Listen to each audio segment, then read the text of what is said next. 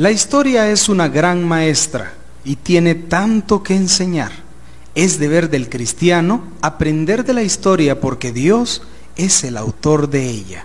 En 1896, Eduardo Bishop y su familia se prepararon para viajar a Honduras. Junto a las señoritas Bell Purves y Dora Sheep, formaron el núcleo del primer grupo misionero. Pasando en primer lugar por San Pedro Sula, pero con miras a Santa Rosa de Copán, llegan el 22 de junio, donde probablemente se eligió este lugar por la receptividad del Evangelio entre las personas. Pronto predicaron en la plaza de esa ciudad, donde unas 300 personas escucharon el mensaje de salvación. Bishop y sus acompañantes estaban contentos de poder predicar con libertad, ya que esto no se daba en otros países centroamericanos. A pesar de las oposiciones, un gran grupo de personas seguía escuchando el Evangelio y pidiendo tratados.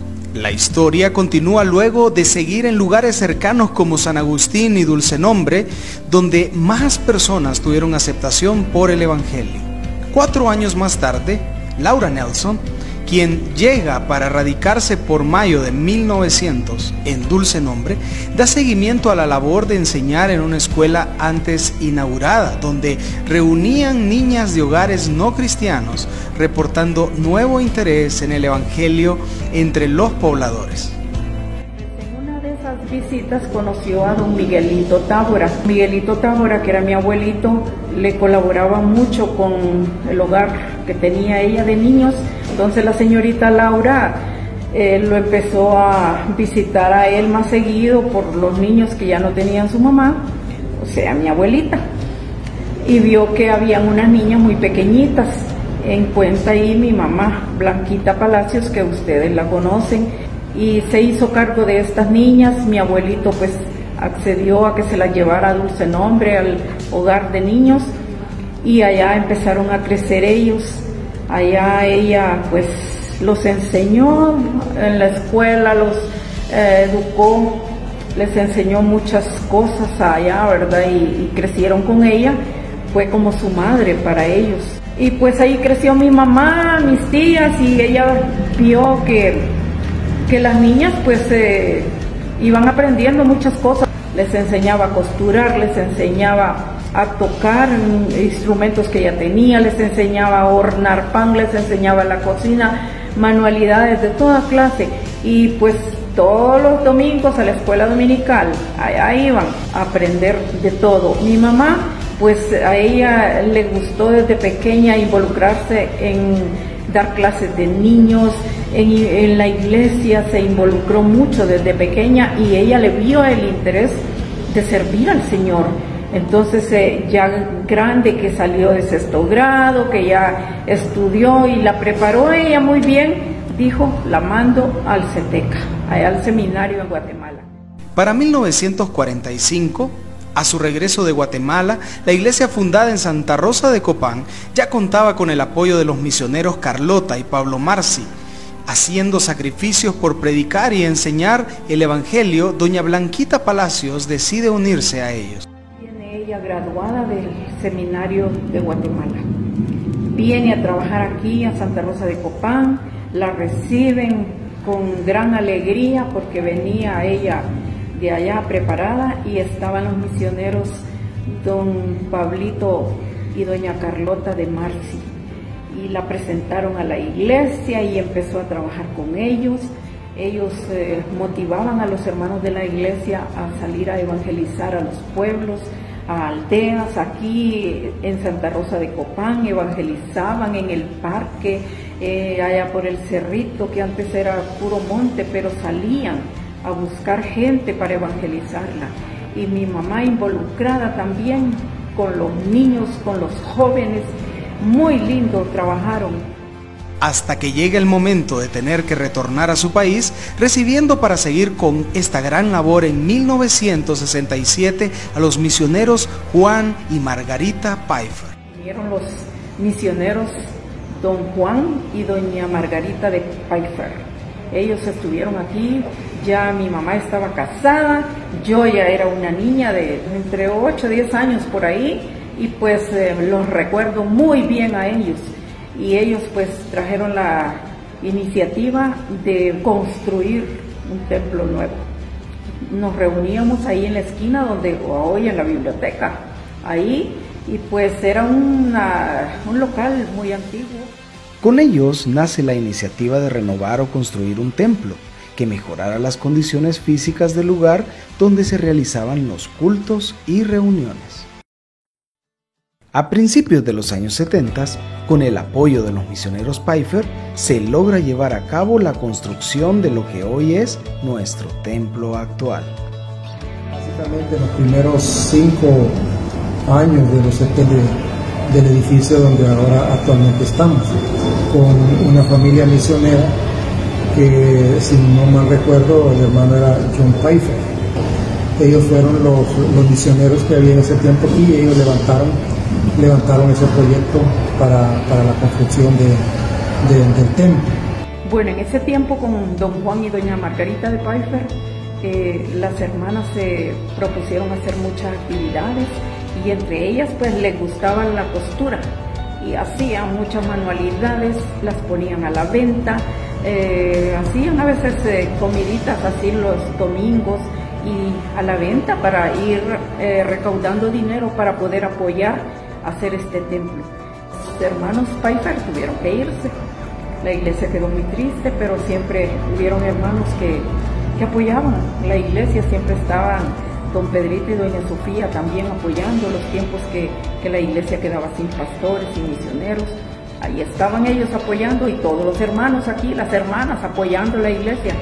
Por el año de 1976, Dios ya había levantado líderes de entre los creyentes, preparados teológicamente y capaces de guiar por el camino de la verdad al resto de la congregación, que aunque pequeña, tenía una gran visión. En 1976 yo llego a la iglesia, y en ese momento pues comenzamos a conocer lo que era la iglesia centroamericana. El liderazgo que está en ese momento es don Pedro Pineda, doña Sofía, la esposa, doña Dile Donaire, era maestra de escuela dominical, don Virgilio llegaba de vez en cuando a la iglesia, doña Blanquita Palacios era la persona que se dedicaba en la música, Jani ya estaba en la iglesia, era una niña, una muchacha, pero ahí estaba. Igual que sus hijos, estaba Osvaldo y Walter, eran muchachos jóvenes, al igual que Sergio Membreño, Miguel Montalbán ya estaba en ese momento, don Filadelfo Taura ya era parte de ese harén de la iglesia. Bueno, en ese momento la congregación era como unas 15 personas, ya estaba construido el templo nuevo. Recuerdo todavía el ladrillo, era un ladrillo granito de pringuitos, ¿verdad? Que estaba, y la iglesia todavía no se había construido la parte donde está la radio, solamente eran unas paredes las que había, y en la parte de la esquina era una casa de bajareque la que había, en medio estaba una pila bautismal. Recuerdo que en ese tiempo era una hermana, la mamá de nuestra hermana Aura, Netilia Donaire, era básicamente la persona que era la encargada de la enseñanza y de la predicación de la palabra, ¿verdad? Luego vinieron los hermanos Bayer, doña Adita y don Roberto Bayer, a apoyar un poco de tiempo, estuvieron aquí con nosotros también, y felices, ¿verdad? Porque motivaban mucho la iglesia y seguíamos adelante. Luego vinieron los hermanos Sage, don Juan y doña Bárbara Sage, estuvieron también un tiempito y tuvieron que irse también, pero siempre la iglesia motivada, seguía adelante, aunque con pocos miembros, pero seguíamos adelante. Para principios de los años 80, con el fin de continuar la obra del Señor, y entre el esperar la visita de hermanos misioneros, se toma la decisión de tener lo que sería el primer pastor nombrado, el hermano José del Carmen Quirós.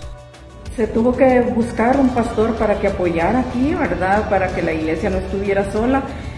Y buscaron al hermano José del Carmen Quirós, un egresado de Nicaragua. Ya vino él y pues ya vino a estar con nosotros acá, y la iglesia muy contenta, ¿verdad? Ya con él. Y empezó él a organizar los jóvenes, a visitar hermanos. Fue el primer coro que se organizó, y Ahí el hermano Orlando cantaba, ahí cantaba Sergio Erazo, también Daisy Peraza, que Daisy siempre escucha la radio, a Juanita Erazo, que siempre la recordamos. Él organiza un coro y hicimos un buen trabajo, recorrimos todas las iglesias de la región cantando, y se hizo un trabajo muy bonito. Y luego recuerdo a la hermana Blanquita de Palacios tocando un órgano de aquellos manuales, ¿verdad?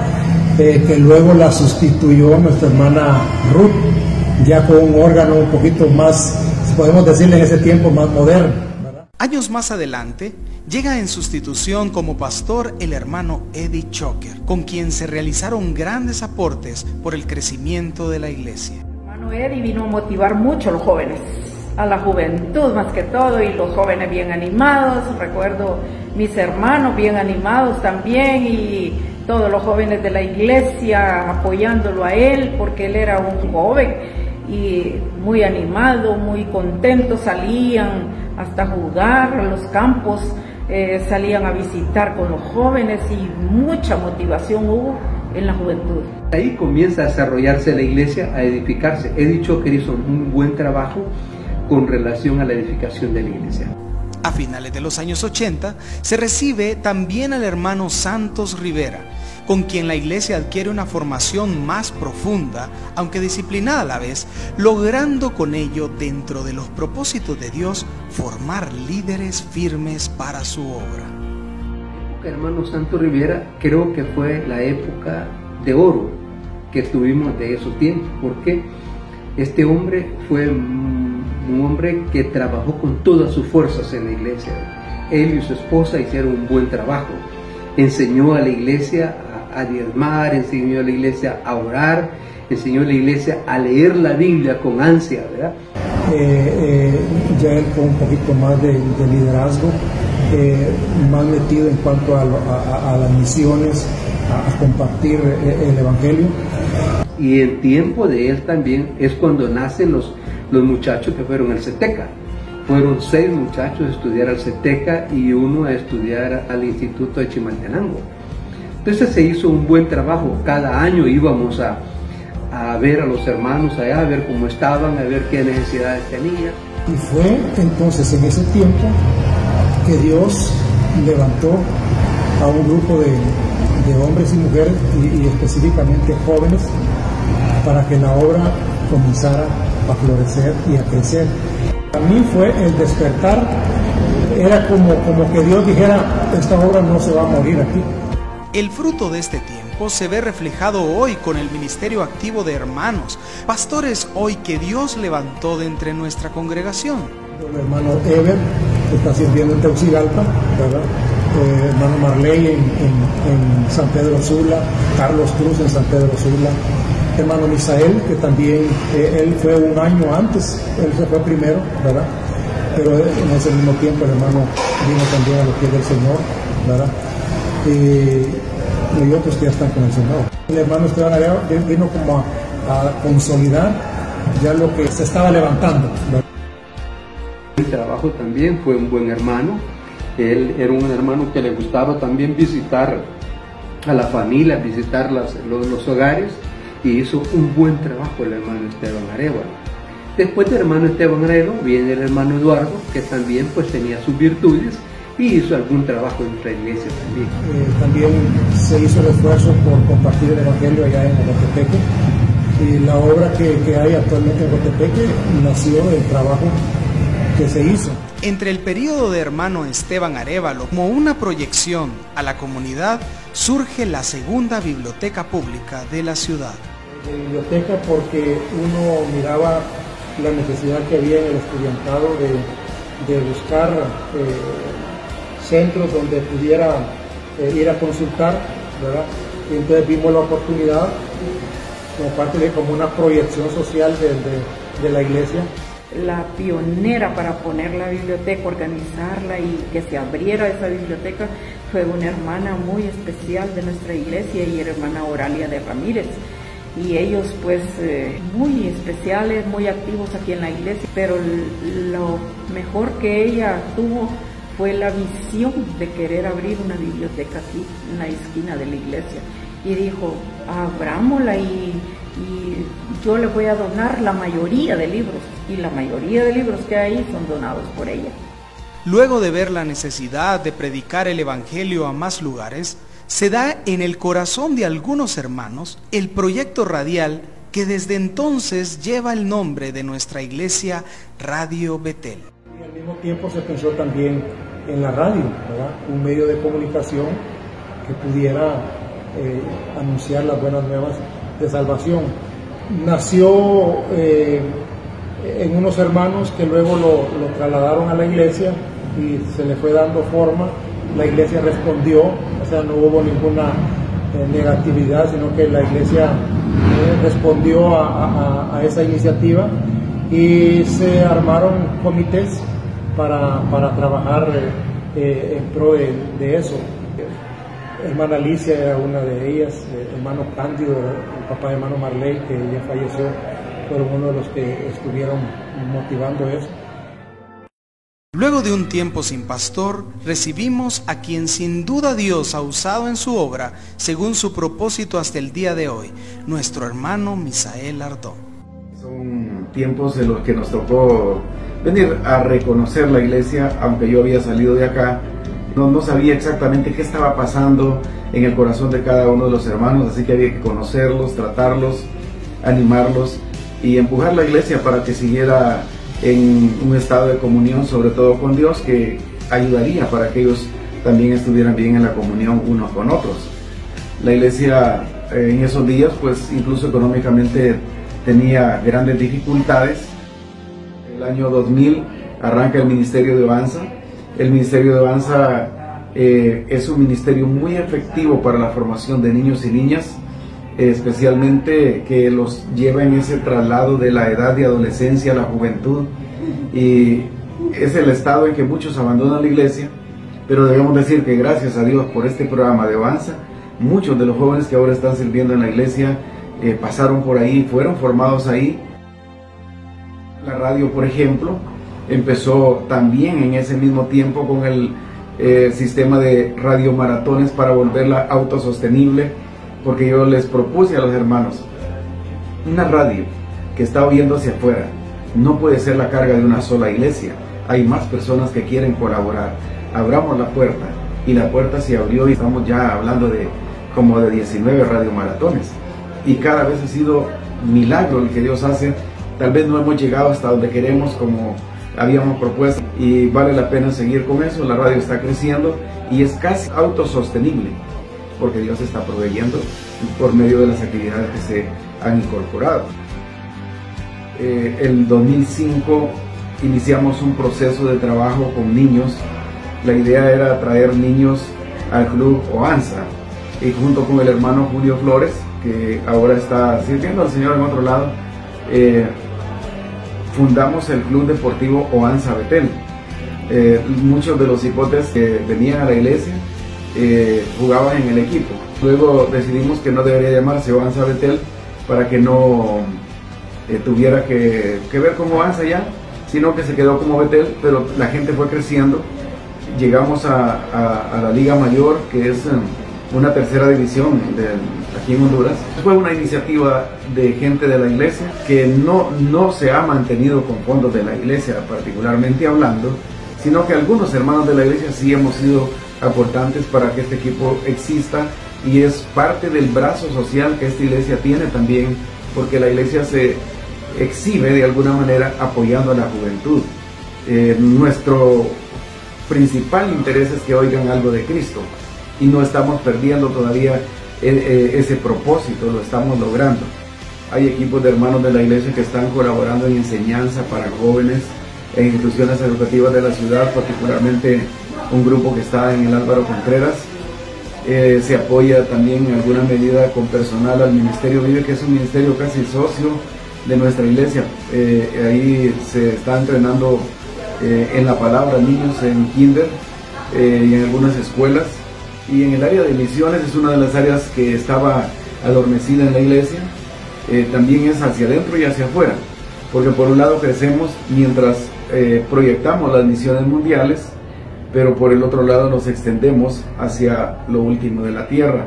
Actualmente la iglesia Betel es una de las iglesias más están aportando para el tema de las misiones a nivel de consejo regional, pero aún a nivel nacional se está reconociendo el esfuerzo que esta iglesia está haciendo en el tema de las misiones, y esto de alguna manera está moviendo nuestros corazones a hacer mucho más.